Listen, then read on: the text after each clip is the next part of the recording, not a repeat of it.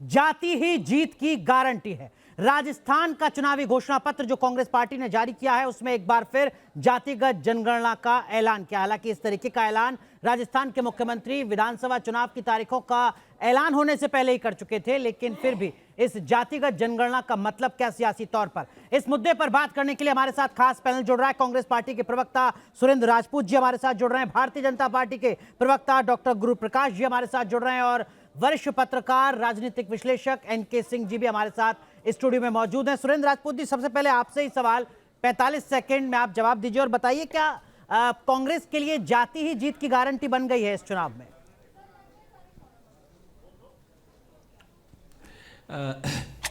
अनुराग भाई, जाति जीत की नहीं, जाति समाज की जीत की गारंटी है।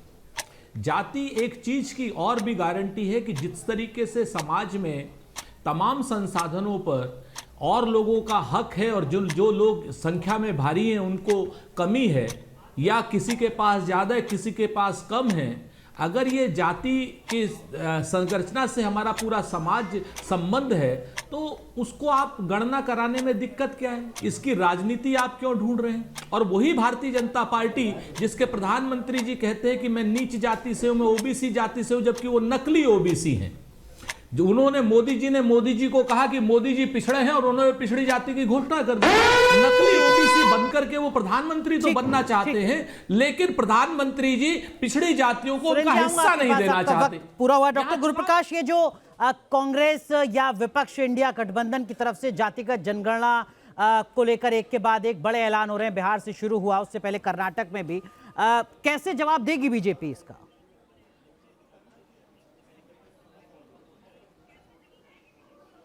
नहीं, देखिए अनुराग जी, हाथ कंगन को आरसी क्या, पढ़े लिखे को फारसी क्या। जिस कांग्रेस पार्टी ने काका कालेलकर कमीशन को ठंडे बस्ते में डाला, जिस कांग्रेस के प्रधानमंत्री ने सदन के फ्लोर पे राजीव गांधी जी ने मंडल कमीशन की सिफारिशों का विरोध किया, जिस कांग्रेस पार्टी ने अपने ही नेता, अपने ही राष्ट्रीय अध्यक्ष रहे बिहार के पिछड़े समाज के सर्वमान्य नेता सीताराम केसरी जी को तार तार अपमानित किया, जिस कांग्रेस पार्टी ने देश के इतिहास में पहली बार आदिवासी समाज की बेटी संविधान के सर्वोच्च स्थान पे पहुंचने वाली थी उसको अपमानित किया। अधीर रंजन चौधरी क्या बोले थे, उदित राज क्या बोले थे, इनके प्रवक्ता अजय कुमार क्या बोले थे, मुझे बोलने की आवश्यकता नहीं है। जाति के नाम पे समाज का खंडन करना चाहते हैं, समाज को बांटना चाहते हैं। मैं चुनौती के साथ कहता हूं, कांग्रेस पार्टी जब सत्ता में आई है उन्होंने दलित, पिछड़े, आदिवासियों को अपमान किया है, अपने साथ भागीदारी नहीं दिया है और अभी ठगने का काम कर रहे हैं। एक तरफ अयोध्या में भगवान प्रभु राम का मंदिर बनकर तैयार होने जा रहा है और दूसरी तरफ जातिगत जनगणना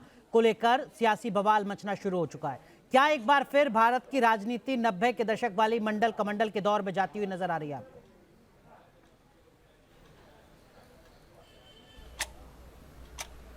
हाँ अनुराग, बिल्कुल सही कहा आपने।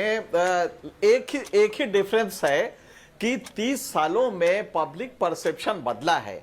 ये बात सही, आपको याद होगा मंडल जब आया था तो किस तरह सामाजिक एक विभेद पैदा हुआ और कितना तनाव बढ़ा था। आज वो तनाव आप नहीं देख रहे हैं, लेकिन इसमें कोई दो राय नहीं है कि ये एक बड़ा मुद्दा बन गया है। रिजर्वेशन से बहुत लाभ नहीं होना है बैकवर्ड समाज को, लेकिन एक सेंस ऑफ एम्पावरमेंट है जिसकी झूठी चेतना डेवलप होती है। लिहाजा ये बात सही है कि इस वाले चुनाव के दौर में, 2024 के चुनाव के दौर में कांग्रेस को एक एडवांटेज मिला है, वो ये मुद्दा उठा के, और इस मुद्दे पे कांग्रेस लीड नहीं, लेकिन भाजपा के पास उसकी जगह अयोध्या है दिखाने के लिए, और इस तरह के मुद्दे हैं। तो मुझे नहीं लगता कि ये इश्यू बहुत बड़ा होगा, लेकिन कांग्रेस को लीड जरूर मिली है।